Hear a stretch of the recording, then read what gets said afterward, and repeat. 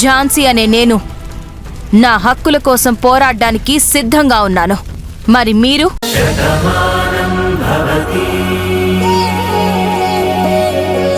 దయచేసి మీరైనా అర్థం చేసుకోండి.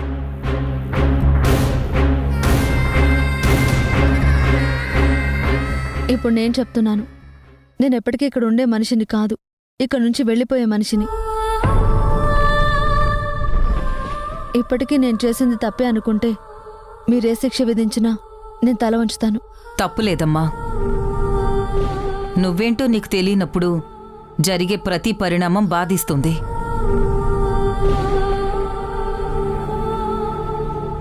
ఆ ప్రయత్నంలో నువ్విలా చేశావు అని నేను అర్థం చేసుకోగలను. ఇంకేం ఆలోచించుకో. అన్ని నిజాలు తెలిసాయి కదా.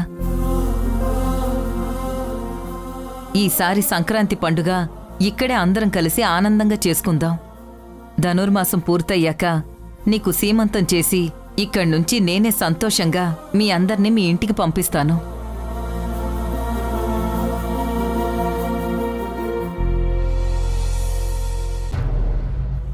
ఇక మీరందరూ జరిగింది మర్చిపోండి. బాబు, మీరు మీ ఊరు వెళ్ళిపోండి. ఆదిత్య, నువ్వు కూడా మీ ఇంటికి వెళ్ళు. అలాగే అమ్మా.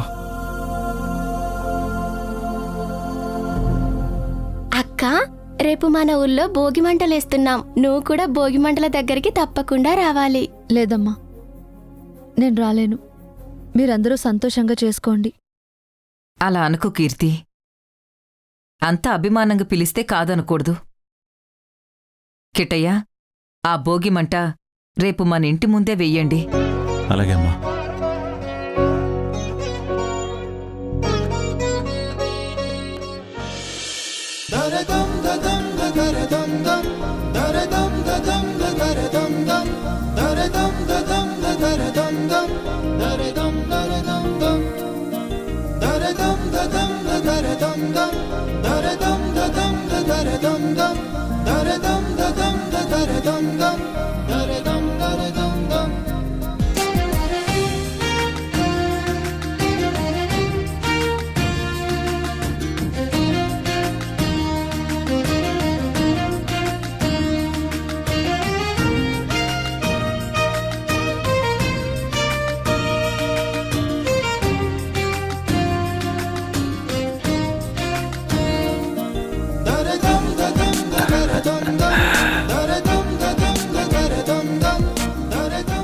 బావున్నావమ్మా?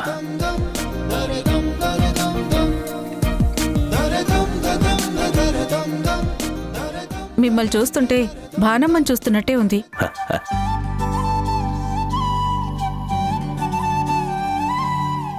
అవునమ్మా, ఈ ఊర్లో ఉన్నప్పుడు మన బానమ్మ కూడా ఇలాగే ఉండేది. ఆ తల్లి లేదు, ఇంకెప్పుడు మా కంటికి కనిపించదని మేమందరం ఎంతగానో బాధపడ్డాం. కానీ నిన్ను చూస్తుంటే మళ్ళీ మా బానమ్మ మా కళ్ళ ముందుకొచ్చిందా అన్నట్టు అనిపిస్తుంది.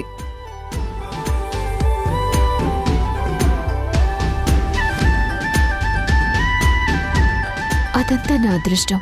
నేను భానులా మీకు కనపడుతున్నాను అంటే తన మీద మీరు చూపించే అభిమానం నా మీద కూడా చూపిస్తున్నారు అని నాకు అర్థమైంది. ఎన్నాళ్ళు నేను ఈ ఊరికి ఒక పరాయిదానిలా ఉన్నాను, కానీ ఇప్పుడు నన్ను కూడా మీలో ఒక మనిషిగా మీరు గుర్తించారు. అది నాకు చాలు. నీలిమ భానులా కనిపించడం కాదమ్మా, తన మాట తీరు కూడా అచ్చం మన భానులాగే అనిపిస్తుంది. అవునన్నయ్య, నీలిమలో ఈ మార్పుని నేనెప్పుడు ఊహించలేకపోయాను. తను ఎంతగా ఆలోచిస్తుందంటే భాను ఏ ఊపిరిగా బతుకుతుంది. భాను గురించి నీలిమ ఇంత పాజిటివ్గా ఉండటం నాకు కూడా చాలా ఆనందంగా ఉంది. నాకు ఆనందంగా ఉందమ్మా.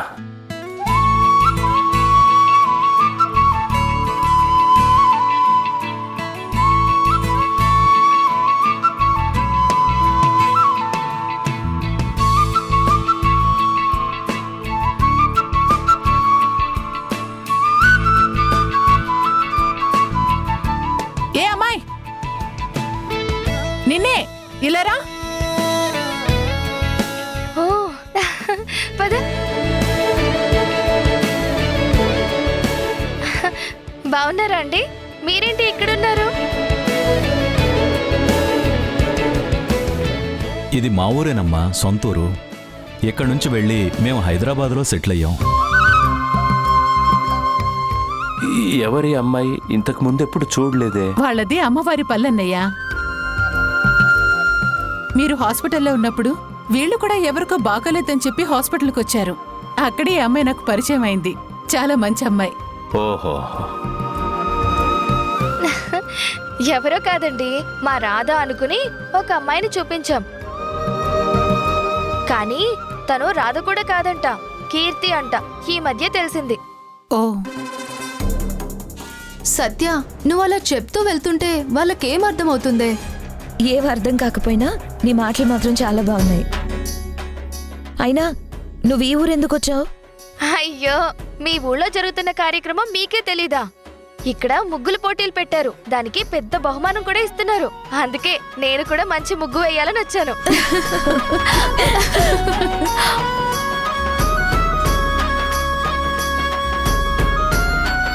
ఇప్పుడు నేనేం జోక్ చెప్పలేదు. మీరందరూ ఎందుకు నవ్వుతున్నారు? ఇక్కడ ముగ్గుల పోటీలు కండక్ట్ చేస్తున్నదే ఆంటీ.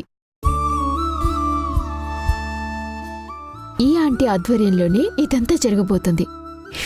ఆ విషయమే నువ్వు ఆవిడికి చెప్తుంటే మా అందరికీ నవ్వొచ్చింది. అవునా? ఈ పోటీ పెట్టింది మీరేనా? ఎవరి కోసం? మాకు చాలా ఇష్టమైనటువంటి మనిషి కోసం అమ్మా. తను ఉన్నంతకాలం తనని మేం పూర్తిగా అర్థం చేసుకోలేకపోయాం. తనని అభిమానించడం మొదలుపెట్టాక తను మాకు దూరం అయిపోయింది. ఎప్పటికైనా వస్తుందని చెప్పి ఎదురుచూసాం. కానీ ఎప్పటికీ తిరిగి రాదు అన్నటువంటి చేదు నిజాన్ని మేం తెలుసుకోవాల్సి వచ్చింది. ఎవరి గురించి మీరు మాట్లాడుతున్నారు? మా ఇంట్లో ఒక మహాలక్ష్మి ఉండేది. ఇంట్లో అందరి ఆనందాన్ని కోరుకునేది. కానీ మా అందరికీ కొండంత బాధని మిగిల్చి దేవుడి దగ్గరికి వెళ్ళిపోయింది.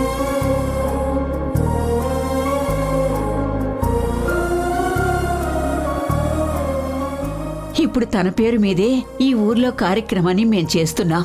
అవునా? చాలా మంచి పని చేస్తున్నారు. అవును సత్య, ఆ రోజు హాస్పిటల్కి ఒక అమ్మాయిని తీసుకొచ్చామని చెప్పారు కదా. ఇప్పుడు ఆ అమ్మాయికి ఎలా ఉంది? తనకి గతం అది గుర్తొచ్చిందా? లేదండి, తనకి గతం గుర్తు రాలేదు సరికదా. అసలు తను మా రాధే కాదంట, కీర్తి అని వాళ్ళ తాలూకా వేరే వాళ్ళు వచ్చారు. నిజానికి తను కూడా నాతో రావాలి. మా మావయ్య, తను, నేను అందరం కలిసే బయలుదేరాం. మధ్యలో మా మావయ్యకి ఫోన్ వచ్చి తను, మా మావయ్య వెనక్కి వెళ్ళిపోయారు. మేం మాత్రం ఇక్కడికి వచ్చేసాం. లేదంటే తనని కూడా మీ అందరికీ చూపించేదాన్ని. ఏ వ్యక్తి అయినా తన గతాన్ని తను మర్చిపోతే అదొక నరకంగా ఉంటుంది. ఎందుకంటే తనేంటో ఏంటో తెలియని పరిస్థితిలో ఉండడం నిజంగా చాలా బాధగా ఉంటుంది.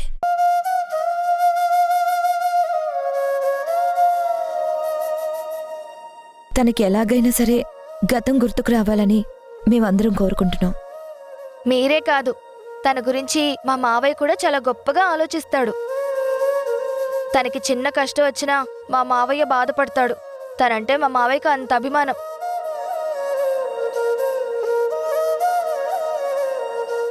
ఒక విధంగా తను కూడా మంచిదే అనుకోండి. తను ఇక్కడికి వచ్చుంటే మీరందరూ చూసుండేవారు. నేను మీకు పరిచయం చేసి ఉండేదాన్ని. ఏం చేస్తాం, తను రాలేదు.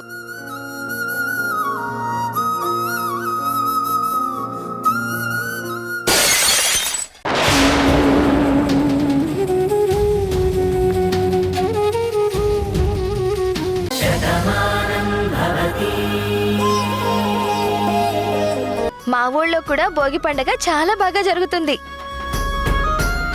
ఈ పాటికి మా ఇంటి ముందు కూడా భోగి మంటలు వేయడానికి మా వాళ్ళందరూ సిద్ధంగా ఉండే ఉంటారు. నేనే ఇక్కడ మీతో ఉన్నాను. అక్కడ ఎంత బాగా జరుగుతుందో. అమ్మా, మీ చేత్తో ఆ భోగి మంట వెలిగించండి. నేనా? ఎందుకండి? ఈ ఊళ్ళో అందరి కష్టాలు చూసుకునేది మురారి గారు. ఆయన చేత్తో వెలిగిస్తే బాగుంటుంది. లేదు రాధా, నిన్నందరూ కీర్తి అన్నా, నువ్వు మా మనిషివి కాదు అని ఇంట్లో అందరూ అనుకున్నా, నిన్ను మాత్రం నేనెప్పటికీ రాధగానే చూస్తున్నాను. ఈ ఊరి గురించి నా రాధ ఎలా ఆలోచించేదో నువ్వు అలాగే ఆలోచించావు. అందుకే ఈ ఊరు నీకిస్తున్న గౌరవం అది. కాదనకు. నీ చేత్తో నువ్వే వెలిగించు.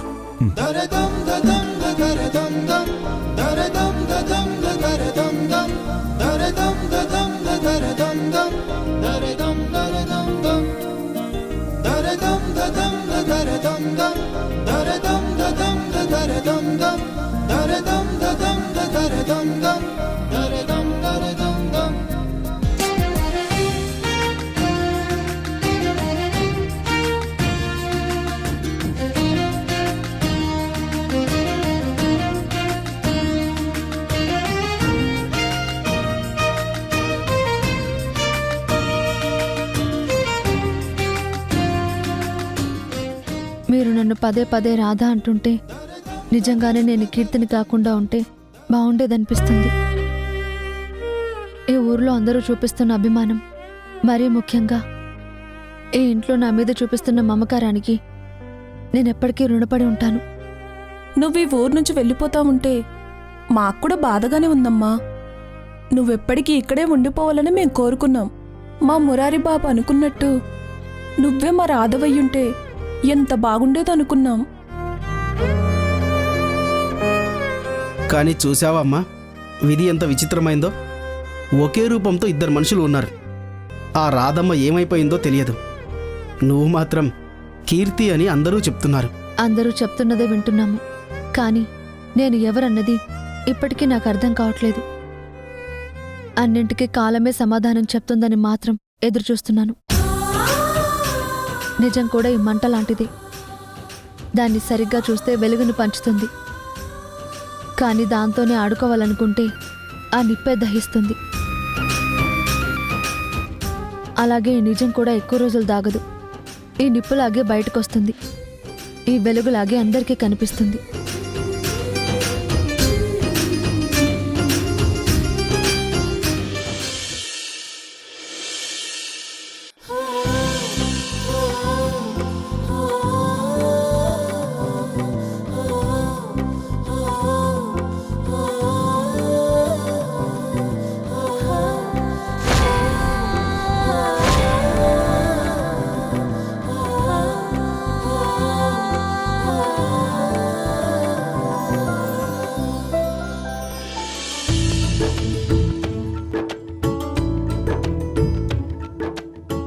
బామ్మగారు, నేను వేసే ముగ్గు ముందు మీరే చూడాలి, మీరే నన్ను మెచ్చుకోవాలి.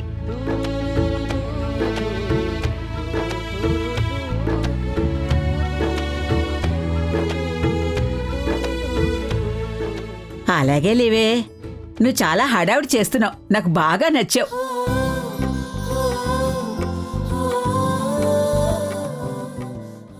అందరికన్నా నువ్వే ముగ్గు బాగా వెయ్యాలి, సరేనా? వేస్తాను బామ్మ. నేను సూపర్ ముగ్గు ప్రిపేర్ అయ్యి వచ్చాను. అది చూశాక ఇక్కడున్న వాళ్ళందరూ షాక్ అయిపోతారు.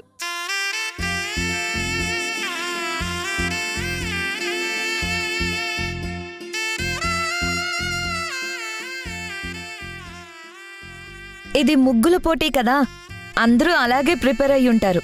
అందుకే అందరికన్నా బాగుండే ముగ్గు నువ్వెయ్యాలి. మీరే చూస్తారుగా. మేము ఏర్పాటు చేసిన ఈ ముగ్గుల పోటీకి ఇంత ఆదరణ వచ్చినందుకు మాకు చాలా సంతోషంగా ఉంది.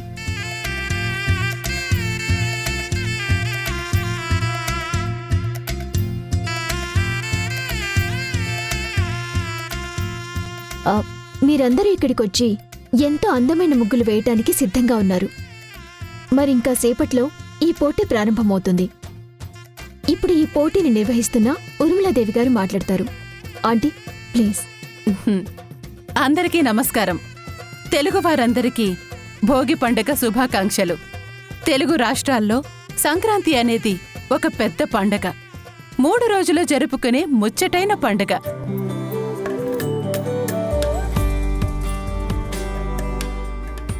భోగి మంటలతో ప్రారంభమై సంక్రాంతి వెలుగులతో ప్రతి గడపలోనూ అందమైన రంగవల్లుల్లాంటి ముగ్గులతో మురిసిపోతుంది.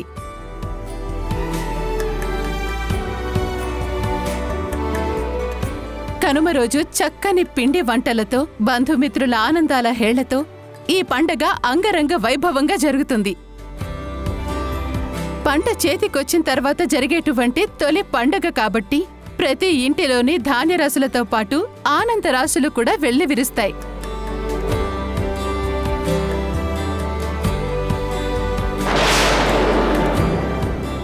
తరతరాలుగా వస్తున్నటువంటి ఈ సంక్రాంతి వైభోగం మన దోసపాళ్ళలో కూడా ప్రతి సంవత్సరం ఎంతో గొప్పగా జరుపుకునేవాళ్లం. ఈ సంవత్సరం కూడా మనం అలాగే జరుపుకుంటున్నాం. అందరిలోనూ ఒకే ఒక్క బాధ ఏంటంటే మనమందరం అభిమానించేటువంటి భాను మనతో లేకపోవటం. తను మన మధ్యలో లేకపోయినా పైనుంచి ఈ వేడుకను చూస్తుంది అని నేను మనస్ఫూర్తిగా అనుకుంటున్నాను. అందుకే తన పేరు మీదే ఈరోజు ఇక్కడ ఈ కార్యక్రమం జరిపిస్తున్నాం.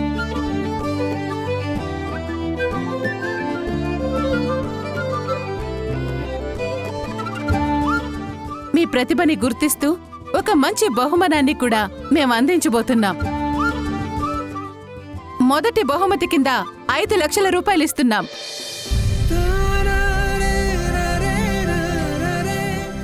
2, 3 ప్రైజులకి 2 లక్షలు, 1,00,000 రూపాయలు కూడా అందిస్తున్నాం. దీంతో పాటు బాగా ముగ్గులు వేసిన అందరికీ కూడా ఎంతో కొంత గిఫ్ట్ ఆఫర్స్ రూపంలో అందజేయాలని చెప్పి మేమందరం కూడా నిర్ణయించుకున్నాం.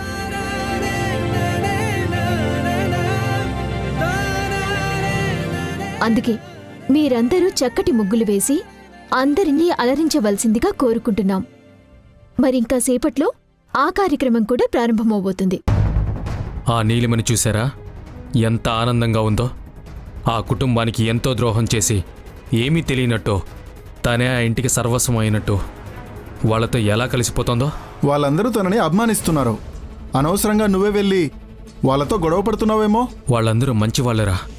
నన్ను ఎన్నిసార్లు తిట్టినా కొట్టినా సరే వాళ్ళకి అన్యాయం మాత్రం జరగకూడదు. ఆ నీలిమాల నవ్వుతూ ఉండకూడదు. సిటీలో ప్లాన్ అన్నావు, కానీ ఏంటో చెప్పలేదు. వీళ్ళు ఇక్కడికి వచ్చారని మమ్మల్ని కూడా తీసుకొచ్చాం. అసలేంట్రా నీ ప్లాను? చెప్పాను కదా, ఆ నీలిమాలో సంతోషం కనిపించకూడదు. తన కాళ్ళు చేతులు విరిగిపోవాలి, మంచానికి మాత్రమే పరిమితం అవ్వాలి. అలా జరిగిన రోజున కార్తీక్ బాబుతో నీలిమాకు పెళ్లి జరగదు. అతని జీవితంలో ఆ రాక్షసి ఉండకూడదు. ఇక్కడ జరగబోయేది అదే.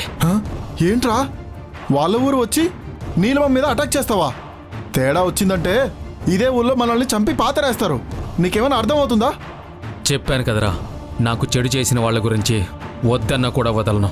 అలాగే నాకు మంచి చేసిన వాళ్ళని నేనెప్పటికీ మర్చిపోను. బాణమ్మ రుణం నేను తీర్చుకోవాలి అంటే ఈ నీలిమ మీద నేను పగ తీర్చుకోవాలి. అది నేను చేసి తీరుతాను.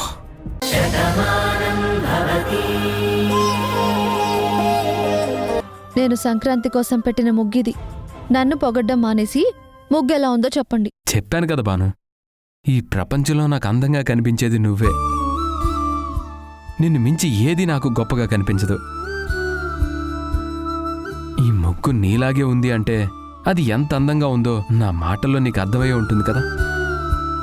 అయినా నీ చేత్తో నువ్వు ముగ్గు వేశాక అది బాగుండకుండా ఉంటుందా? శ్రీవారు, నా మీద మీకున్న ఈ ప్రేమకి నాకు చాలా సంతోషంగా ఉంది. కానీ ఇప్పుడు నా మీద ప్రేమ కురిపించమని చెప్పట్లేదు. నా చేత్తో వేసిన ఈ ముగ్గు ఎలా ఉందో చెప్పమంటున్నాను.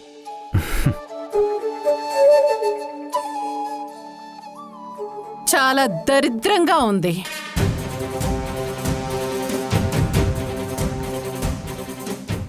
అదేంటమ్మా అలా మాట్లాడుతున్నావు? ముగ్గు బాగుంది కదా. ఏంటి కార్తీక్, భాను మీద నీకు ఇష్టం పెరిగేసరికి తను ఏం చేసినా సరే నీకు గొప్పగానే కనిపిస్తుంది. కానీ నీ కళ్ళతో కాదు, మా ప్లేస్లో నిలబడి చూడు. ఆ ముగ్గు ఎంత చండాలంగా ఉందో నీకే అర్థమవుతుంది. అయినా ఇంత పెద్ద బిల్డింగ్ ముందు ఇలాంటి ముగ్గులేంటి? చూడటానికి ఏదో తీసుకొచ్చి ఆడిస్తున్నట్టుగా అనిపిస్తోంది. ఇంటికి ముగ్గు అందం, అందులో ఇది సంక్రాంతి పండుగ టైం. ప్రతి ఇంటి ముందు ఇంత అందమైన ముగ్గుంటుందని అందరూ చూస్తారు. ఈ పండగ అంటేనే ముగ్గులతో మొదలవుతుంది, పిండి వంటలతో పూర్తవుతుంది. బంధుజనాలతో కలకలలాడుతూ సంక్రాంతి గురించి గొప్పగా చెప్పుకుంటారు. మరి అలాంటిది మన ఇంటి ముందు ముగ్గు వేయకుండా ఉండటం ఎంతవరకు సమంజసం? ఏయ్, ఈ తెలివితేటలు మా దగ్గర చూపించుకో. పల్లెటూరులో అందరూ కావాలని చెప్పి ఒకరిని మించి ఒకరు ముగ్గులు పెట్టుకుంటూ వెళ్తారు. ఊరంతా కూడా ముగ్గులతో నింపేస్తారు.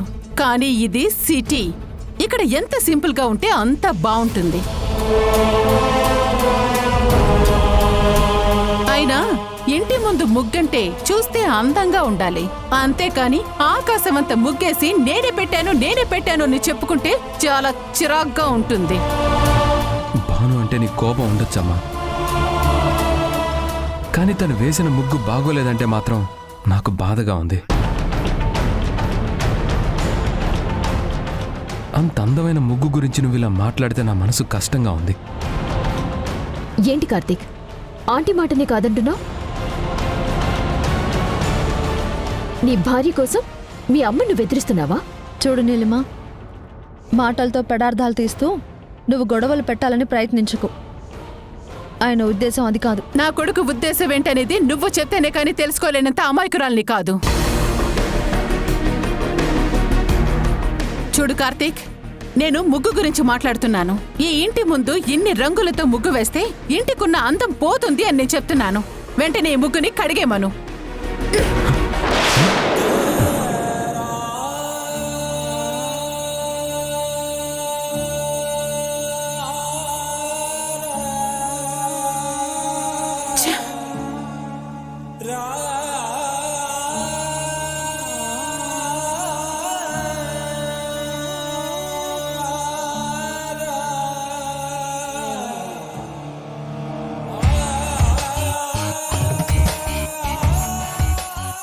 ఏంటి బాను, బాధపడుతున్నావా? చెప్పాను కదా, ఎవరు ఏమన్నా సరే నువ్వు పెట్టిన ముగ్గు నీ అంత అందంగా ఉంది, నీ అంత నిర్మలంగా ఉంది. దాన్ని ఎవరో గుర్తించాలని వేయలేదు కదా, మనస్ఫూర్తిగా నువ్వు వేశావు. నీ మనసు తెలుసుకున్న భర్తగా నేను మనసారా ఆ ముగ్గును చూసి ఆనందించాను. నువ్వు బాధపడకు.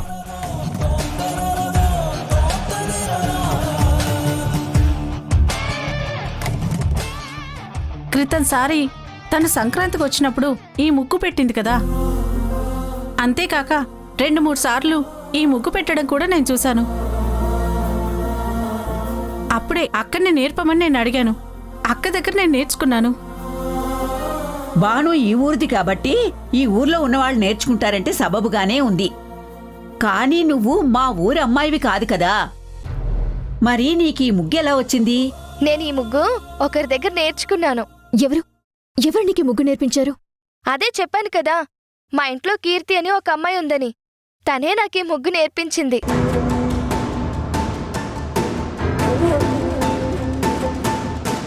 చాలా ముచ్చటగా ఉందమ్మా, ఆశ్చర్యంగా కూడా ఉంది. ఒక్క చుక్క కూడా తేడా రాకుండా నా కూతురు వేసినట్టే అలాగే వేశావు.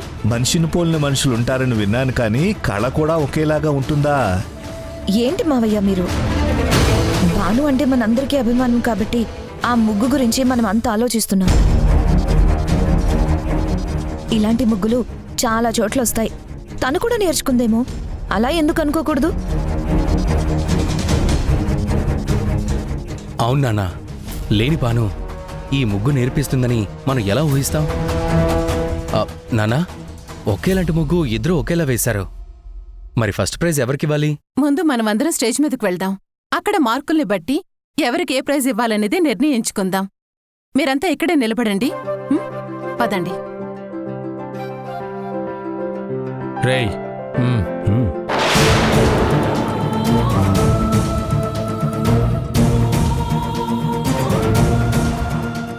వేసిన ముగ్గుల్ని బట్టి, వచ్చిన మార్కుల్ని బట్టి మేము ప్రైజెస్ అనౌన్స్ చేస్తున్నాం.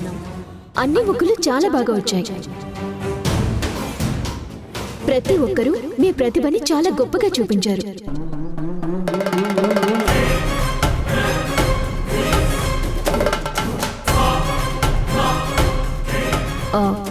అయితే ముందుగా ఫస్ట్ ప్రైజ్ అనౌన్స్ చేసి తర్వాత సెకండ్, థర్డ్ అనౌన్స్ చేయడం ఆనవాయితీగా వస్తుంది. కానీ ఈసారి ముందుగా 3వ ప్రైజ్ నుండి మొదలుపెట్టి ఫస్ట్ ప్రైజ్ దాకా వస్తాం.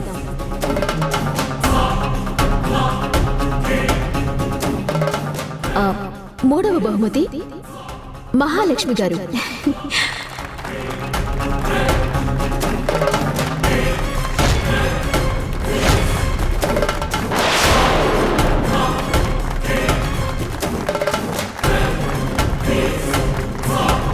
నమస్తే అమ్మా. నమస్తే అమ్మా. కంగ్రాచులేషన్స్. Thank you madam.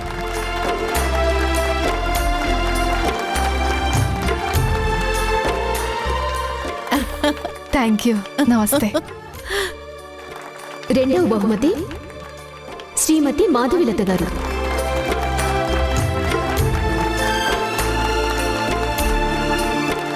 నమస్తే అమ్మా. నమస్కారం.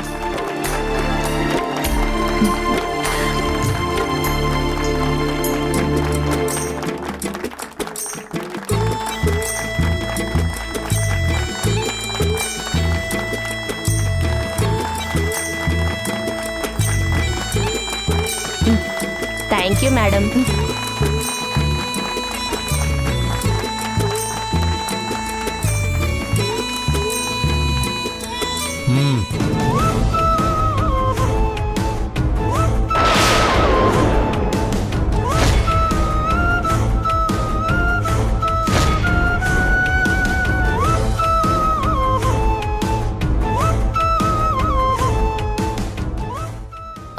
ఇప్పుడు నీలిమ, నేను మాట్లాడతాను.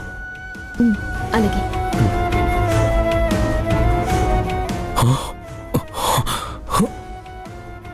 మొదటి బహుమతి నేను అనౌన్స్ చేస్తాను.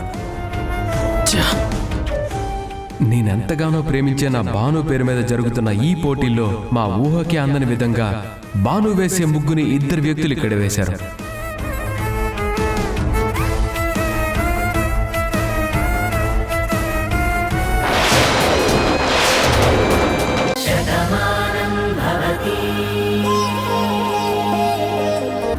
ఇంత జరిగా కూడా నువ్వు అజయ్ మీద జాలి చూపిస్తున్నావా? ఇది చేసింది అజయ్ అని ఇంతవరకు మనకు అనుమానమే ఉంది. అజయ్ అని నిరూపణ అయితే ఏం చేయాలనేది నేను ఆలోచిస్తాను. మీరు వెళ్ళి వెతకండి. అజయ్ గనక దొరికితే వాడిని నా దగ్గరికి తీసుకురండి. వాడితో నేను తేల్చుకోవాల్సింది. అంతేకాని వాణ్ణి మీరేవి అంటానికి వీల్లేదు. అది కాదమ్మా, అసలు ప్రాణాలు తీయాలనుకునే వాడిని తెలిసి ఇన్నాళ్ళు చూస్తూ ఊరుకోవడమే మనం చేసిన పొరపాటు. జైలు నుంచి బయటకు వచ్చిన తర్వాత మన ఇంటికి వచ్చిన తర్వాత గొడవ పెట్టాడు. ఎక్కడ కనపడితే అక్కడ అందరికీ ఏదో ఒకటి చెప్పాలని ప్రయత్నిస్తున్నాడు. అప్పుడే వాడి మీద మళ్ళీ కేసు పెట్టి జైలుకి పంపించాల్సింది. అలా చేయలేదు కాబట్టే వాడు ఈ రోజు ఇంతకి దిగజారాడని నాకు అనుమానంగా ఉంది. అవునత్తయ్య, అలాంటి వాడితో మాట్లాడి ప్రయోజనం లేదు.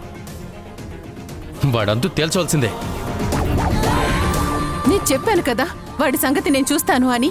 వాడితో నేను తేల్చుకోవాల్సిన విషయాలు చాలా ఉన్నాయి అని. వాడితో నేను మాట్లాడాలి అని. ఇందులో ఎలాంటి మార్పు లేదు.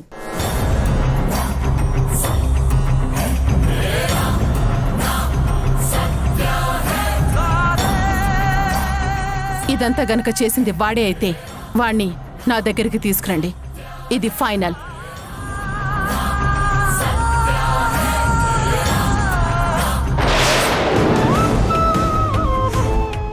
ఏమండి, వాడెవడో అనుమానంగా పరిగెడుతున్నాడు. అంటే అతను ఆ గ్యాంగులో మనిషి అయి ఉంటాడు. అటు చూడండి. బాబు జాగ్రత్త.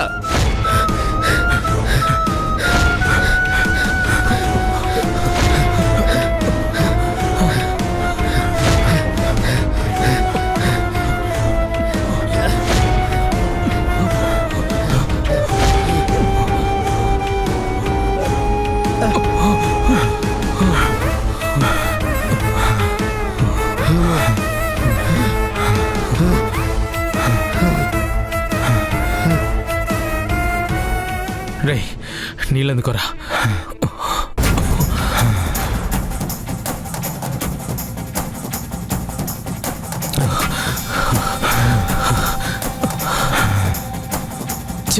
ప్లాన్ అంతా రివర్స్ అయింది. ఆ నీలిమ అంతం చూడాలనుకున్నాను. మధ్యలో కార్తీక్ బాబుకి దెబ్బ తగలబోయింది. కానీ తనకేం కాలేదు కాబట్టి కాస్త ప్రశాంతంగా ఉన్నాను. ఊరంతా వాళ్ళ వైపు ఉన్నారు. మనం బయట వాళ్ళమని తెలిసిపోతుంది. ఇప్పుడు మన పరిస్థితి ఏంటి? ఇది వాళ్ళ ఊరు. ఇక్కడికి వాళ్ళకి బలగం ఎక్కువ ఉంటుంది. వాళ్ళకి దొరికిపోయామంటే మనల్ని ఇదే ఊర్లో పాతేస్తారు. మనం ఇక్కడ ఒక క్షణం కూడా ఉండకూడదు. వెంటనే వెళ్ళిపోదాం. మన ఆనవాళ్ళు ఏవి దొరకకుండా అన్ని సామాన్లు సర్దేయండి. నేను ముందు నుంచి భయపడుతూనే ఉన్నానురా. వాళ్ళ ఊర్లో ఇలాంటి ప్రయత్నం చేస్తే ఏదో ఒకటి జరుగుతుందని. అనుకున్నట్టుగానే జరిగిందిరా. ఎక్కడో స్టేజ్ మీద ఉన్న వాళ్ళ మీద అటాక్ చేయడం అంటే ఎంత కష్టమో తెలుసా నీకు? పిరికి వాళ్ళ మాట్లాడుకో. ఆ నీలిమ అందం చూడాలని కదా నేను అనుకున్నాను. దానికి తగిన బుద్ధి చెప్పాలని కదా నేను ప్రయత్నించాను. మీరు కూడా నాకు సహాయం చేస్తున్నారు కదరా. నాకు సహాయం చేసిన మనిషికి అది ద్రోహం చేసిందిరా. దాన్ని వదలకూడదని ఇక్కడి దాకా వచ్చాను. దాన్ని జీవితాంతం మంచం మీద ఉంచాలని ప్లాన్ చేశాను. కానీ అది తప్పించుకుంది. కానీ ఎక్కువ కాలం అది తప్పించుకోలేదు. దాని అంతూ నేనే చూస్తాను. ఇప్పుడు మనం డిస్కషన్ పెట్టే పరిస్థితుల్లో లేము. అర్జెంటుగా ఇక్కడి నుంచి వెళ్ళిపోవాలి. ఇప్పటికే వాళ్ళు మన గురించి ఖచ్చితంగా వెతుకుతూ ఉంటారు. చిన్న క్లూ దొరికినా మన పరిస్థితి తారుమారైపోతుంది.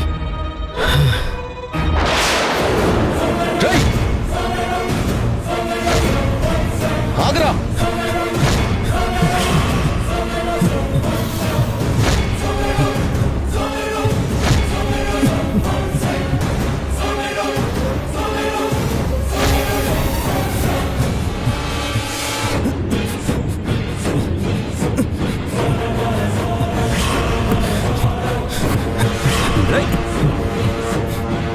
కార్తీక్, వాడు పట్టుకో. ఆగు! రేయ్, ఆగరా! రేయ్, ఆగరా! రేయ్.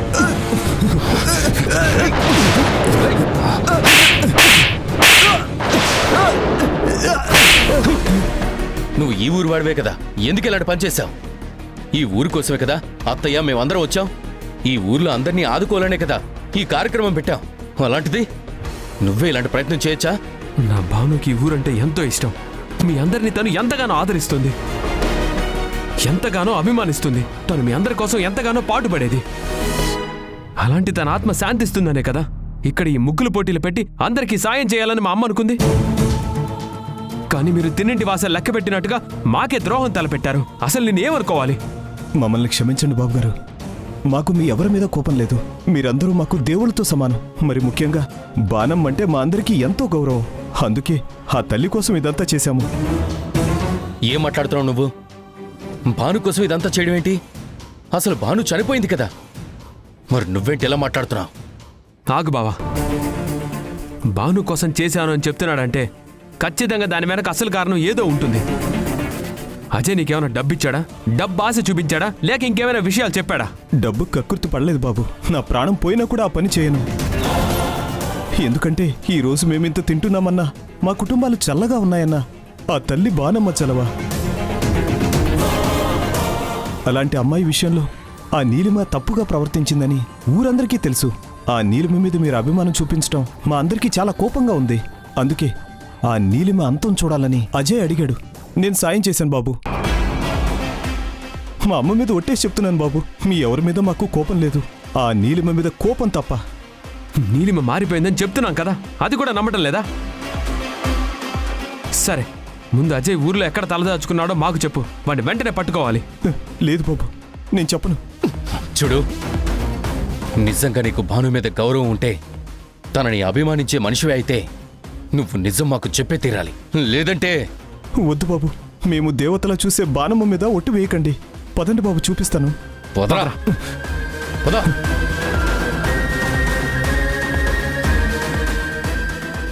రే, తొందరగా చేయండిరా. అసలే ఇది పల్లెటూరు. మనల్ని కనిపెట్టడం వాళ్ళకి చాలా ఈజీ. వాళ్ళకి మాత్రం దొరకకూడదు. ఇక్కడ నుంచి అర్జెంట్గా తప్పించుకోవాలి. ఎంత పని చేసావురా? నీలిమ ప్రాణాలు తీయాలనుకుంటావా? తన ప్రాణాలకు తెగించి నన్ను కాపాడిందిరా. ఇప్పటి వరకు మా ఇంట్లో జరిగిన నష్టాలు చాలావా? ఇప్పుడు నువ్వు కూడా మళ్ళీ మాకు మనశ్శాంతి లేకుండా చేస్తున్నావు. నిన్ను వదలను. కార్తీక్, నువ్వు తన ఒంటి మీద చేయి వేయకూడదు. అత్తయ్య తనతో మాట్లాడాలన్నారు కదా. ముందాజే అక్కడ తీసుకెళ్దాం పదా. రారా.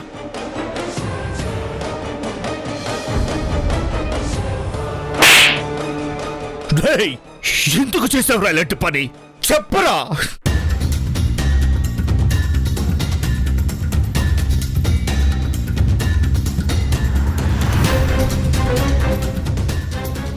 ఎందుకు చేసావురా ఇలాంటి పని?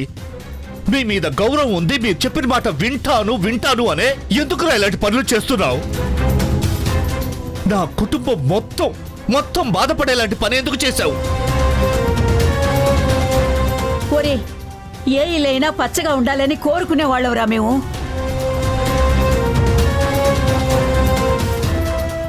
నీలాంటి వాడు ఇలా ఏదో రకంగా మాకు చిచ్చు పెడుతుంటే మా ఇల్లు క్షేమంగా ఎలా ఉంటుందిరా? ఇంకా వీడితో మాట్లాడమ్మా, ఇలాంటి వాడిని బతకనివ్వకూడదు. మన ఊరు వచ్చి మన మనుషుల మీద హత్యా ప్రయత్నం చేయించిన వాడిని ఊరికే ఉంచకూడదు. ఇక్కడే చావుకొట్టి చంపేద్దాం.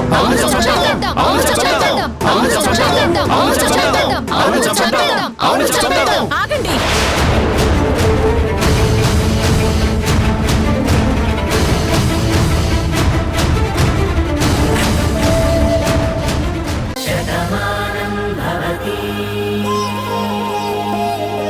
మీకు థ్యాంక్స్ చెప్పాలని వచ్చాను. నిజానికి థ్యాంక్స్ నేనే నీకు చెప్పాలమ్మా. నువ్వు వేసినటువంటి ముగ్గు మా అందరికీ ఎంతో బాగా నచ్చింది. అది మా కుటుంబంలో అందరూ ఎంతో ఇష్టపడే ఓ మనిషి వేసిన ముగ్గు. అచ్చు గుద్దినట్టు నువ్వు ఆ ముగ్గును అలాగే వేశావు.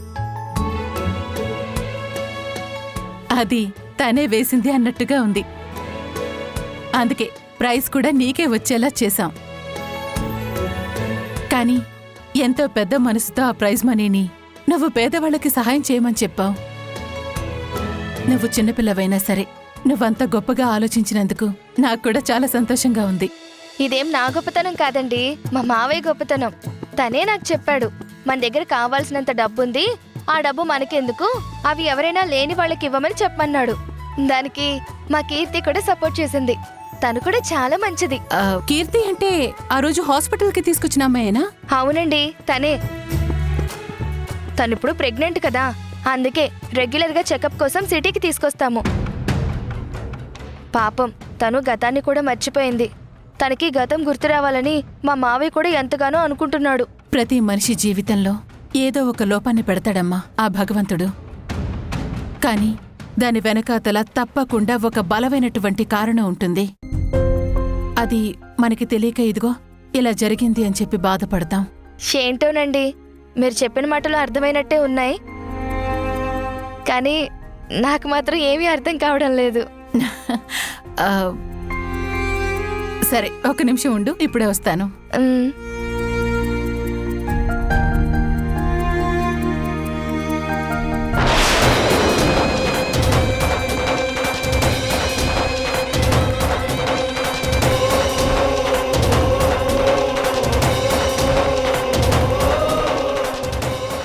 ఇది భగవద్గీతమ్మా. ఆ దేవదేవుడే మానవ జీవితం ఎలా ఉండాలో చెప్పిన మహత్తర గ్రంథం ఇది. ఇది నా తరపున ఆ అమ్మాయికి ఇవ్వు.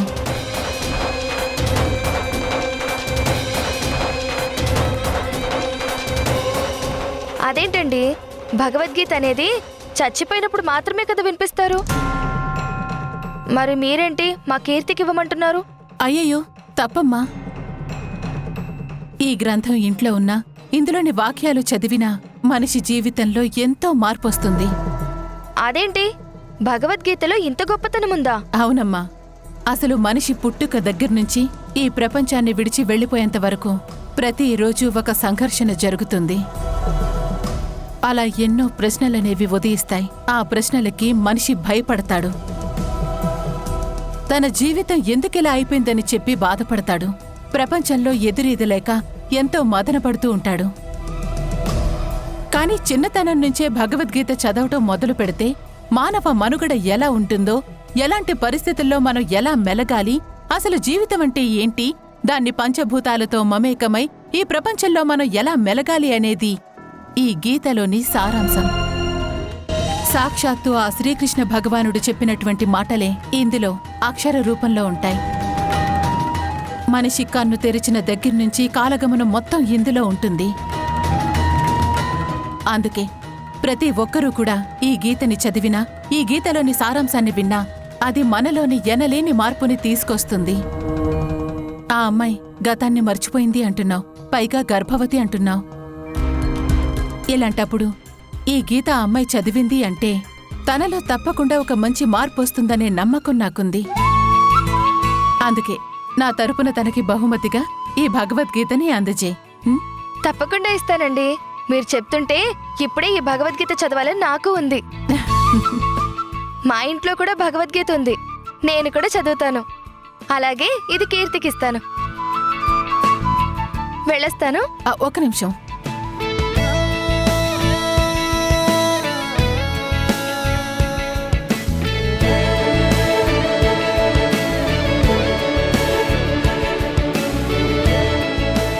చూడు, నువ్వు కూడా మా ఇంట్లో మనిషిలాగే ఉన్నావు.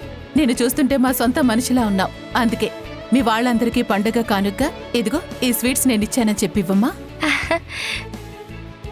నిజంగా మీరెంతో మంచివారండి. మీరు కూడా ఒకసారి మా ఊరు రండి. అక్కడ అందరినీ నేను మీకు పరిచయం చేస్తాను. మా ఊరు కూడా మీరు చూసినట్టు ఉంటుంది. మా ఊరు కూడా చాలా బాగుంటుంది. తప్పకుండా రండి. ఓకేనమ్మా, తప్పకుండా వస్తాను. జాగ్రత్తగా వెళ్ళండి. అలాగే వెళ్ళొస్తాను. పద.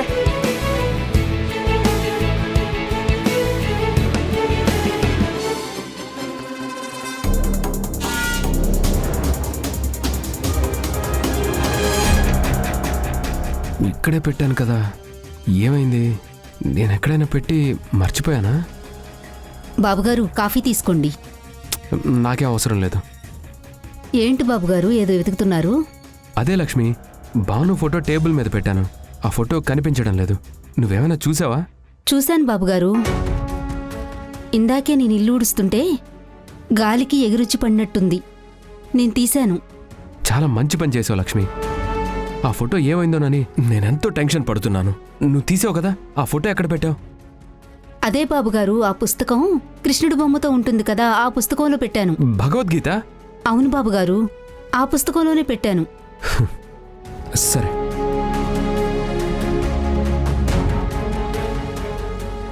ఏంటన్నా, దేని గురించి వెతుకుతున్నావు? అమ్మా, ఇక్కడ భగవద్గీత ఉండాలి కదా, దాని గురించే చూస్తున్నాను. లక్ష్మి అందులో నా భాను ఫోటో పెట్టిందంట. ఆ ఫోటో నేను చూడాలి. భగవద్గీత అది ఇప్పుడే నేను సత్యకిచ్చాను. సత్యక? ఎందుకమ్మా? అదే కార్తీక్, వాళ్ళ ఇంట్లో ఒక అమ్మాయి ఉంది. పాపం గతాన్ని మర్చిపోయిందని చెప్పింది కదా. తనిప్పుడు గర్భవతి. ఇలాంటి సమయంలో ఆ గీతని చదివితే తన మనసు ప్రశాంతంగా ఉంటుంది, తన జీవితమూ బాగుంటుంది అన్న ఉద్దేశంతో ఆ అమ్మాయికిమ్మని చెప్పి నేనే ఆ భగవద్గీతనిచ్చాను.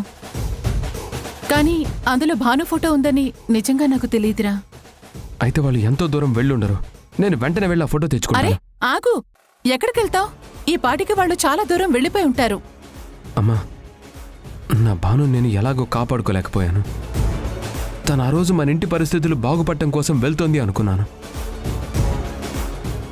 కానీ ఎప్పటికీ తిరిగి రాని లోకాలకి వెళ్ళిపోతుంది, ఇంకెప్పటికీ నా కంటికి కనిపించదని ఊహించలేకపోయాను. ఈ రోజు నా భాను జ్ఞాపకమైన తన ఫోటోని కూడా నేను జాగ్రత్తగా కాపాడుకోలేకపోయాను.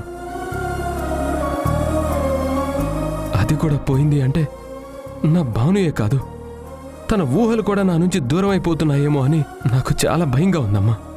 లేదు నాన్న, నీ మనసులో ముద్ర వేసుకున్నటువంటి భాను నీ నుంచి ఎప్పటికీ దూరం అయిపోదు.